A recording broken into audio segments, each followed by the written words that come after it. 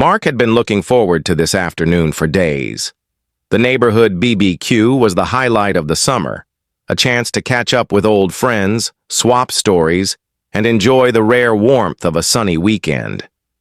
He had carefully picked out his favorite Hawaiian shirt, polished his grill tongs, and brought along a homemade batch of spicy ribs, certain they'd be a hit.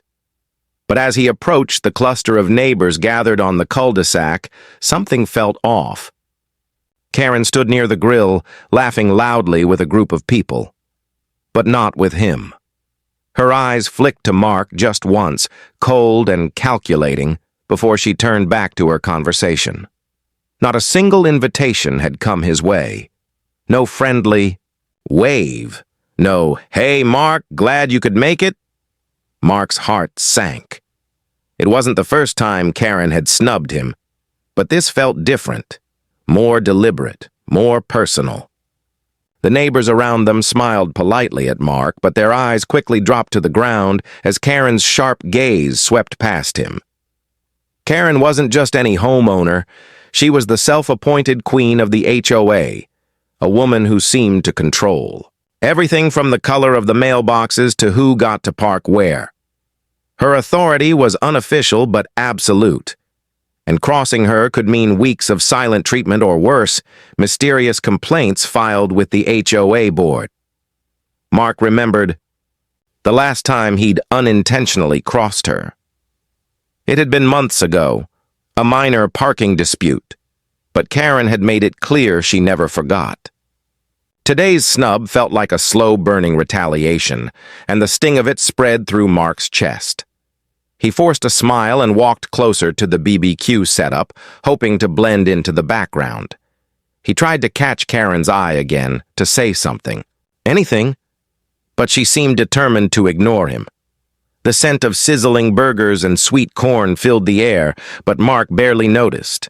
Instead, his attention was pulled to Karen's icy expression and the way her lips curled into a tight, mocking smile whenever she thought he wasn't looking. As Mark grabbed a plate from the table, he caught a whispered conversation nearby. "She's mad because Mark didn't RSVP last time. You know how Karen takes those things seriously," whispered Mrs. Ortega, the elderly lady from 2 houses down. Mark's jaw tightened. He hadn't intentionally skipped any invitations. If Karen had a problem, why hadn't she come to him directly? Instead, she chose to exclude him from a community event meant to bring neighbors together. The BBQ carried on around him, filled with laughter and easy chatter, but Mark felt like an outsider watching a play he wasn't cast in. As the afternoon sun climbed higher, Mark's unease grew. Something about Karen's stare felt like a warning, a promise that this wouldn't be the last he'd see of her sharp edges. He glanced around the neighborhood, noticing how the air seemed heavier. Neighbors who usually greeted him with warm smiles now exchanged quick, wary glances.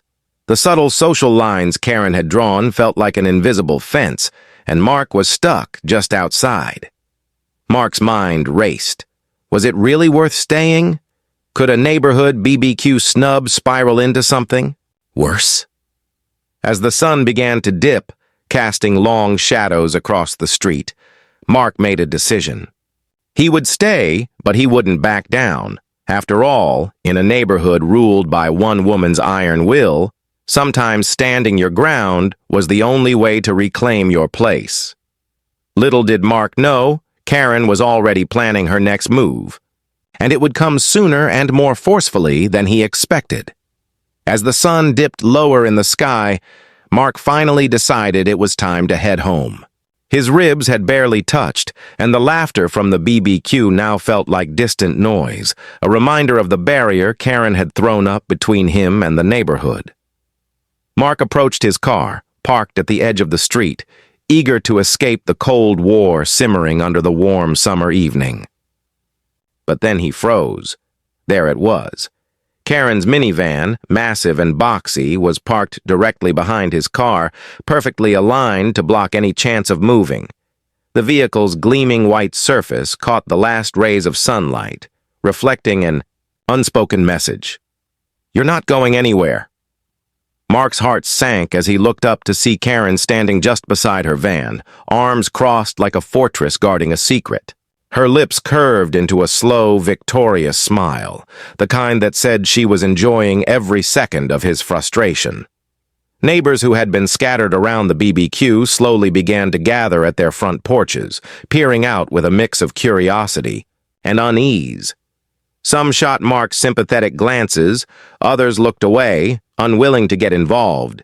The street suddenly felt smaller, narrower, as if the walls themselves had closed in. "Karen," Mark said, trying to keep his voice steady. "Why, are you blocking my car?"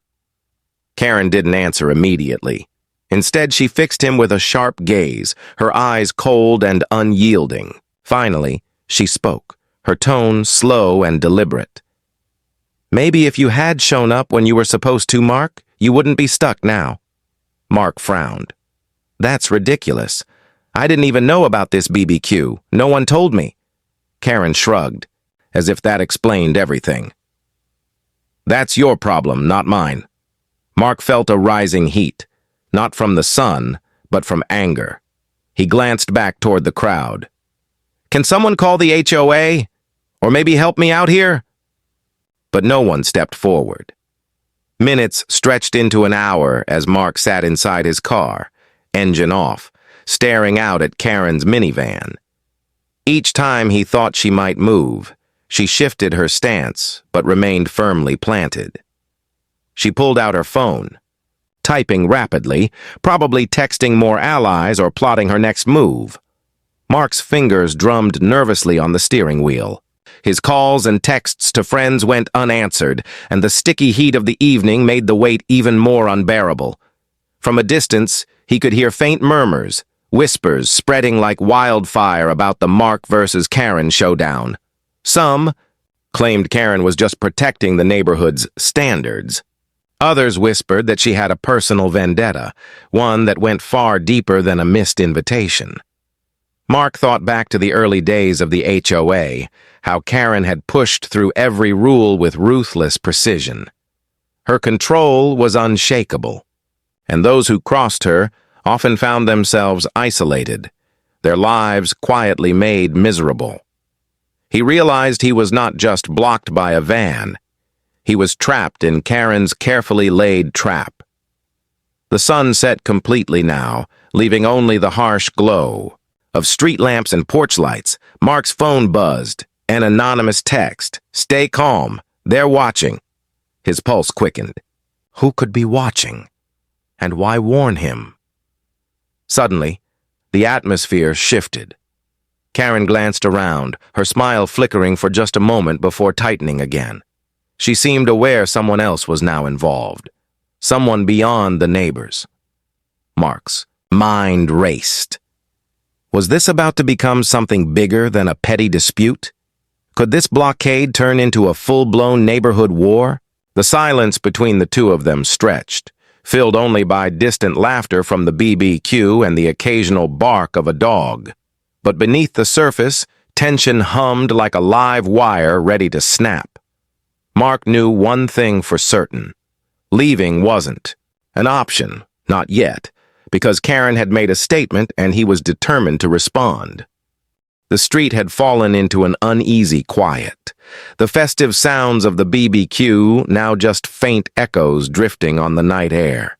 Mark sat in his car, the glow of the dashboard casting long shadows across his tense face.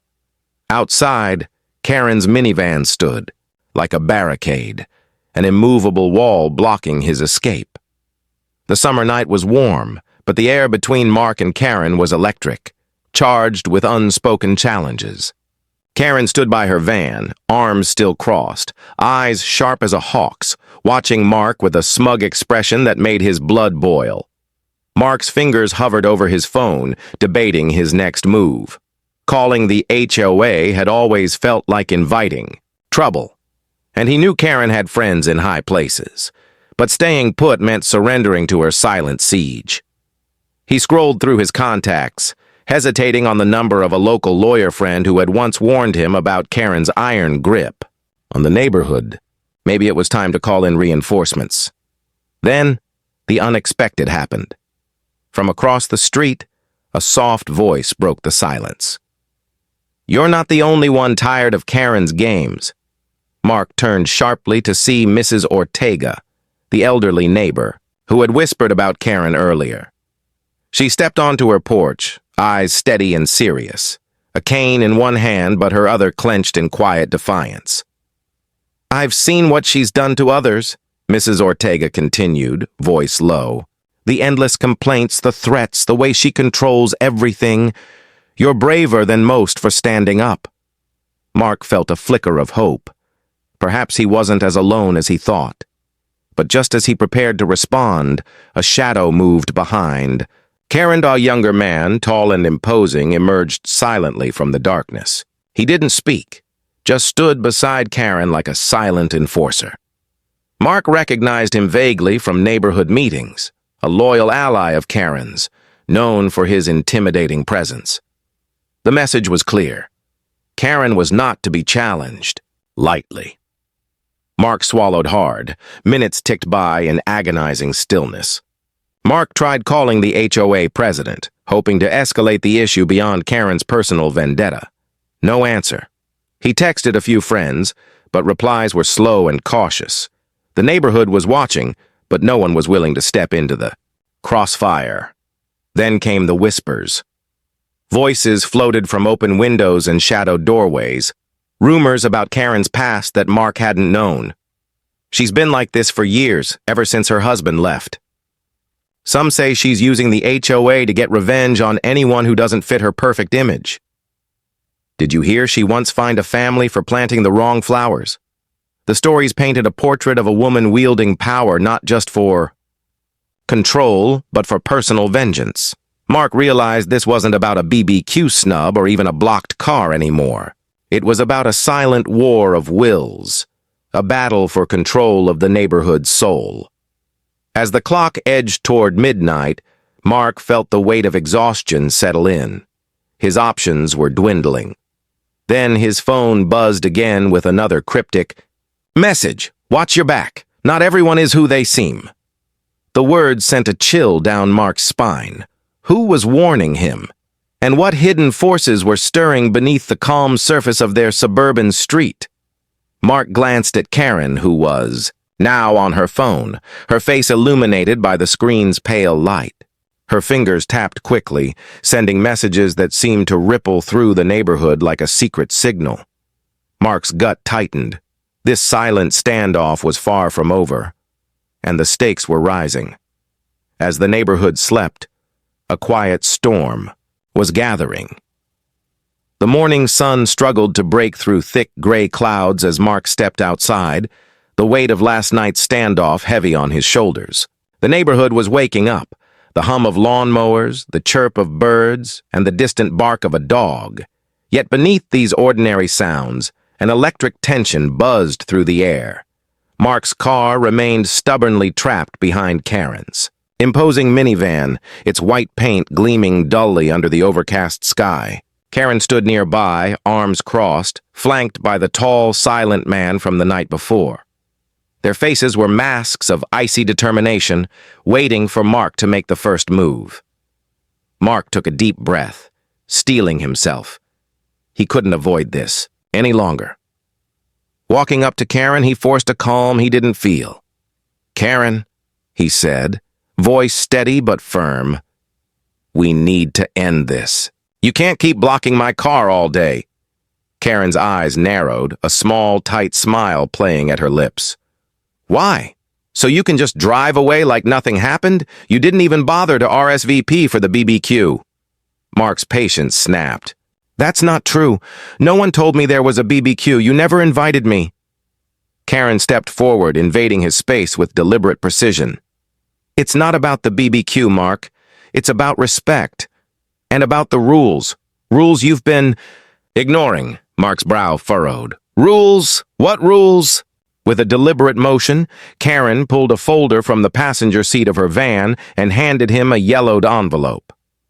Mark opened it, revealing a formal HOA complaint from months ago.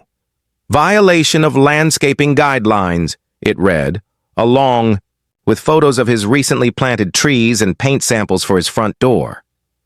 You never addressed this, Karen said softly, but the steel beneath her voice was unmistakable. I tried to give you a chance, but ignoring the HOA isn't going to work here. Mark's pulse quickened. He had thought the notice was some formality, bureaucratic noise, but Karen wielded it like a weapon. I didn't know it mattered so much, Mark said, trying to keep calm. We're neighbors, Karen. We should be talking, not threatening. Karen's gaze hardened. You think I'm threatening you? I'm enforcing the rules that keep this neighborhood clean and safe. Maybe if you cared as much as I do, you wouldn't be stuck behind my van. Mark's fists clenched at his sides. You're not enforcing rules, Karen. You're controlling people. A murmur rose from the gathering neighbors, who had been watching the confrontation unfold from porches and windows. Some nodded in Karen's favor while others looked uncomfortable, sensing the escalating hostility. Then the tall man beside Karen stepped forward, his shadow falling across Mark like a dark cloud. Maybe it's time you learned your place, he said quietly, voice low but menacing. Mark didn't flinch. Instead, he took a deep breath and met the crowd's gaze. Is this the neighborhood we want, where fear and grudges dictate who gets to live here? From across the street, Mrs. Ortega's voice rang out, breaking the heavy silence. Mark's right. This isn't how neighbors should treat each other. We need to stand together, not tear each other apart. A few neighbors murmured their agreement, shifting uneasily as Karen's icy demeanor faltered for the first time. Her smile tightened into a thin line, but the fire in her eyes remained. I'll be filing another complaint today, Karen said, voice cold as ice. If Mark thinks he can just ignore the HOA, he's in for a rude awakening. Mark glanced back at his blocked car, frustration and determination mixing inside him. Karen's blockade was more than just a parking issue. It was a declaration of war. And Mark knew one thing with certainty. He wasn't going to back down. The tension in the neighborhood was thick enough to cut with a knife as Mark stood beside his blocked car, staring down Karen and her ever-watchful ally. His mind raced through his options, but before he could act, the distant sound of sirens sliced through the stillness. Neighbors stopped their hushed conversations and turned toward the approaching police cruiser, its lights flashing red and blue, casting eerie patterns over the street. Mark's heart pounded. The last thing he expected was law enforcement to enter the feud. Two officers stepped out, their expressions professional but cautious. They approached slowly, sizing up the scene, a minivan firmly blocking a sedan, two tense figures standing, face to face, and a small crowd of onlookers whispering anxiously. Good morning, one officer said, clipboard in hand. We received a call about a vehicle obstruction and a possible dispute. Karen immediately straightened, her posture immaculate, her voice calm and rehearsed. Officer, this gentleman here has been violating HOA rules and ignored official ID complaints. I parked here only to prevent him from leaving until this is resolved. Mark stared in disbelief. Prevent him from leaving? That's illegal. Karen smiled thinly. I'm enforcing community standards. It's a civil matter. The officers exchanged looks. The younger one stepped closer to Mark. Sir, can you move your car? Mark shook his head. I can't. Her van is blocking me. Ma'am, the older officer said to Karen, is this your vehicle? Karen nodded without hesitation. The officers turned back to each other briefly before the younger one said, blocking a vehicle like this could be considered unlawful, even in a civil dispute. Karen's smile flickered but didn't disappear. I'm just trying to maintain order. The older officer raised a hand. Ma'am, you can't take enforcement into your own hands like this. We're going to have to ask you to move your van. Karen's eyes narrowed, but she nodded stiffly. She grabbed her phone, typing quickly, her expression unreadable. Karen's ally leaned in close and whispered something. Her fingers hesitated over the phone, then she hit send. Suddenly, another car pulled up, a sleek black SUV driving, slowly past the scene. Mark recognized the driver immediately, the HOA president, known for siding with Karen. The SUV stopped, and a stern-faced woman stepped out, her eyes scanning the scene. "Officers," the HOA president said, voice firm, "this is an ongoing issue. Karen is trying to enforce community rules, but it seems tensions have escalated." The officers listened, taking notes. Mark's frustration boiled over. "This isn't enforcement. It's harassment." The HOA president looked at Mark coldly. "This is how our neighborhood stays safe and orderly." Karen's smile returned, now more confident. The younger officer looked at Mark again. "Sir, are you willing to move your car if Karen moves her van first?" Mark nodded quickly. "Yes, I just want this resolved peacefully." Karen stared at Mark for a long moment, then, with a slow sigh, climbed into her minivan and started the engine. The van rolled back a few feet, freeing Mark's car. Mark's hands trembled slightly as he started his engine. He glanced one last time at Karen, whose smile didn't reach her eyes. As he pulled forward, Mark's phone buzzed again with another anonymous message. "They're not finished with you yet." Mark's stomach tightened. The cops had arrived, but the battle was far from over. He realized Karen's war was bigger than a parking dispute. And now, the entire neighborhood was watching. Mark's car finally moved forward. The blockade lifted for now. But the relief was fleeting. His heart still pounded and a cold knot settled deep in his stomach. The cryptic message on his phone echoed in his mind. "They're not finished with you yet." Who were they? And what did it mean for him? He pulled into his driveway, but instead of the familiar comfort, he felt watched, like eyes were tracking his every move. Glancing up, he noticed neighbors quietly peeking through curtains and from behind half-closed blinds. The street looked peaceful, but the undercurrent of tension had turned the neighborhood into a silent battleground. That afternoon, Mark's phone buzzed again. This time it was a picture. His front door, from an angle only visible from the neighbor's side, yard. Someone was watching him closely. Attached was a single word. Warning. A shiver ran down Mark's spine. This was no ordinary HOA dispute anymore. Determined to uncover the truth, Mark decided to visit Mrs. Ortega. The elderly neighbor had spoken up in his defense before and seemed to know more about Karen's past and her allies than anyone else. Mrs. Ortega opened the door, eyes wary but kind. "Mark, come in," she said quietly. Once inside, she poured them both tea, the quiet clinking of cups filling the room. "You're stirring up old ghosts, Mark," she began, her voice low. "Karen wasn't always this way. Something changed. Something dark." Mark leaned in. "What do you mean?" Mrs. Ortega hesitated, then spoke softly. "Years ago, Karen's husband disappeared under mysterious circumstances. The neighborhood whispered, but no one dared ask too many questions. Since then, she's been like a fortress, unyielding, controlling." Mark felt the pieces clicking together. The complaint letters, the harsh enforcement, the personal vendettas, it was all a shield for something deeper. Suddenly, Mrs. Ortega's eyes flicked to the window. "Be careful, Mark. Not everyone in this neighborhood is your friend. Some have their own reasons for siding with Karen."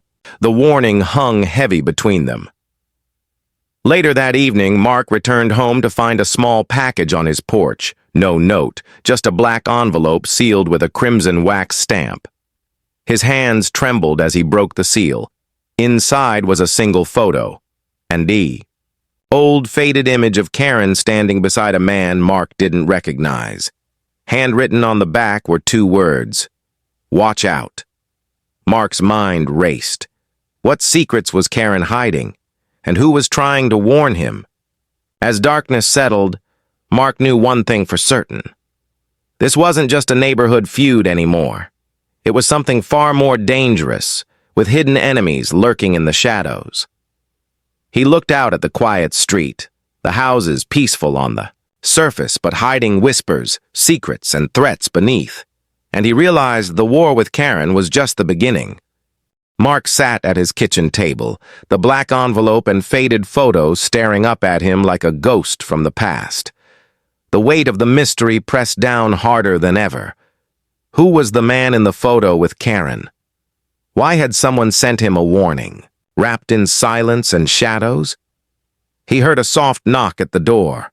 Heart racing, Mark cautiously opened it to find Mrs. Ortega standing there, her face serious but resolute. "I thought you might need some company," she said quietly. "And maybe some answers." Mark stepped aside and she entered, carrying a small binder worn with age. Over tea, Mrs. Ortega began unraveling a part of Karen's story that most neighbors chose to ignore. Karen's husband, Henry, was a local businessman, she explained. He disappeared suddenly right after a scandal involving a large development project nearby. Mark leaned in. "Scandal? What kind?" "Rumors of corruption, bribery, even threats. The HOA was at the center of it all. Some believed Henry was silenced because he threatened to expose powerful people, including some within our own community." Mark's mind reeled. So Karen's crusade to control the neighborhood, it's a cover for something bigger? Mrs. Ortega nodded gravely. She's fighting shadows, but in doing so she's become one herself.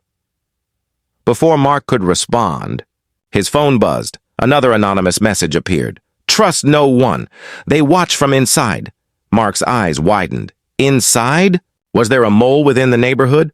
Or worse, someone close to him? A sudden knock at the door startled them both. Mark opened it to find the HOA president standing there, her face unreadable. "I hear you've been digging," she said, smoothly. "Careful, Mark. Sometimes the truth can be dangerous." Mark's gaze hardened.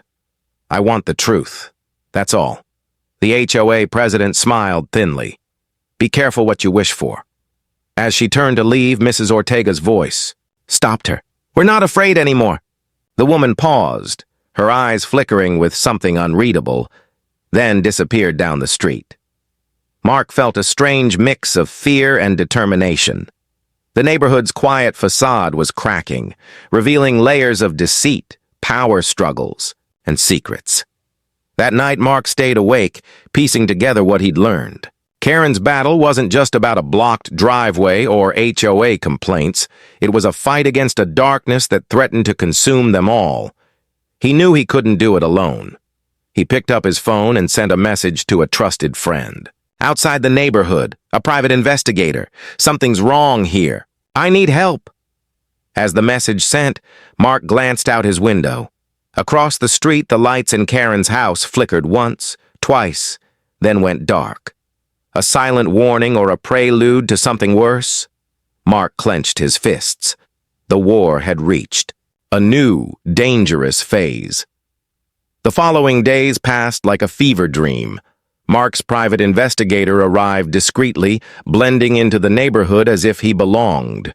They pored over documents, scanned security footage, and talked quietly with neighbors who dared to speak. What they uncovered was more than just HOA drama. Karen's husband, Henry, hadn't simply disappeared. He had stumbled onto a secret cabal. Within the HOA, powerful figures involved in illegal real estate deals, intimidation, and silencing anyone who got too close. Karen's iron grip on the neighborhood was born from fear and grief, but also from a desire to protect what little she had left. She was both a victim and a guardian, trapped in a dangerous game. One evening, Mark and the investigator stood outside Karen's house, watching. Suddenly, lights flickered on. The door creaked open, and Karen stepped out, face unreadable but weary. Mark called out, "Karen, we know the truth. You don't have to fight this alone." Karen's eyes flickered with a storm of emotions, anger, sorrow, relief. "You don't understand," she said, voice shaking. If they find out I'm helping you, I won't be safe. Before Mark could reply, a shadow moved behind Karen's house. The investigator's flashlight swept the yard. No one was there. But footsteps echoed down the street. Suddenly, the HOA president appeared, flanked by two men. "You've been meddling in things beyond your pay grade," she hissed. "This neighborhood belongs to us." Mark stepped forward. "We're taking this to the police. No more hiding." The HOA president laughed coldly. "Good luck." In a swift move, she pulled out a phone and dialed. Moments later, blue and red lights flooded the street again, but this time not for Mark or Karen. It was the HOA president and her men being arrested for fraud, intimidation, and conspiracy. The neighborhood gasped. The dark secrets were finally exposed. Karen turned to Mark. "Thank you for standing up. I wanted to protect this place, but I lost myself along the way." Mark nodded. "Maybe now we can rebuild. Together." In the weeks that followed, the neighborhood slowly healed. Karen stepped down from her unofficial role as enforcer, replaced by a new HOA board focused on transparency and fairness. Mark and Karen began rebuilding a fragile truce, bonded by shared struggle and the scars of a battle fought in the shadows. But as Mark looked out at his newly unblocked driveway, his phone buzzed once more with an anonymous text. "This isn't over," he smiled faintly. Whatever came next, he was ready.